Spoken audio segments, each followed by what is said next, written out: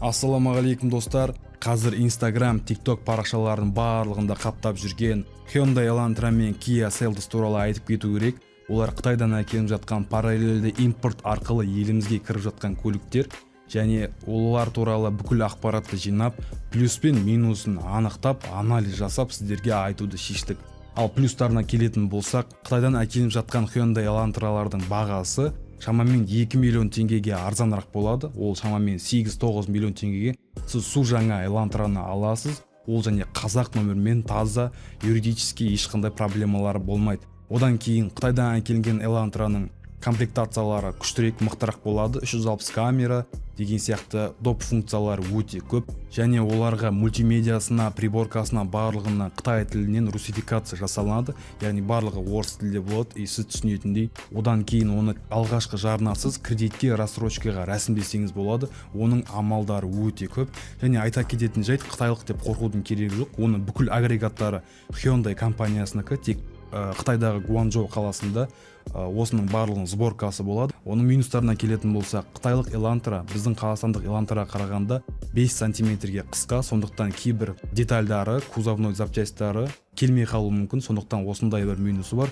Одан кейін бұл қытайлық Elantrаларда вариатор тұр. Бұл вариаторлардың ресурсы аз, қалада басып табит етіп жүруге ыңғайсыз, және оны тек күтіп, аккуратно ғана айдау керек. Одан кейін русификация жасағанымен оның 90% ғана жасалып, кейбір ішіндегі функциялары 10% Қытай тілінде қалып қояды. Одан кейін үстіне ақша қосып басқа көлік алатын болсаңыз, ресми дилерден оны трейдинг бойынша Қазақстандағы дилерлер алмайды, сондықтан тек қолдан қолға жүре бересіздер. Ал былай негізі су жаңа көлік, барлық агрегаттары Hyundai компаниясынікі, тек аты ғана қытайлық. Қытайда ғана жиналатын болғандықтан.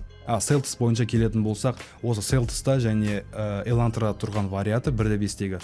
Оның вариаторлары бірдей, ешқандай одан қорқудың керегі жоқ, тек вариаторды жай ғана аккуратно, ешқандай агрессивті емес, күтіп айдасаңыз бұл көліктер сізге жақсы жүріп береді. Сондықтан қорқудың керегі жоқ, бірақ енді бұл көліктерге сіздерге ешқандай гарантия жоқ. Сатып жатқан сіздердегі жеке автосалондар беру мүмкін 1 жыл, 2 жыл деп, бірақ ресми дилер сияқты Hyundai компаниясының сізге 5 жыл немесе 100 000 километрге дейін, және 5 техобслуживание подарка деген сияқты ондай опциялар жоқ. Сондықтан осы рисктардың барлығына дайын болсаңыз, онда бұл көліктерді алуға ешқандай кедергі жоқ, қорықпасаңыздар болады. Ал осы парақшаға тіркеліп отырсаңыздар, осындай біздің нарықтағы көліктер туралы бүкіл анализ жасап, видеолар шығарып отырамыз, сондықтан тіркеліп отырыңыздар.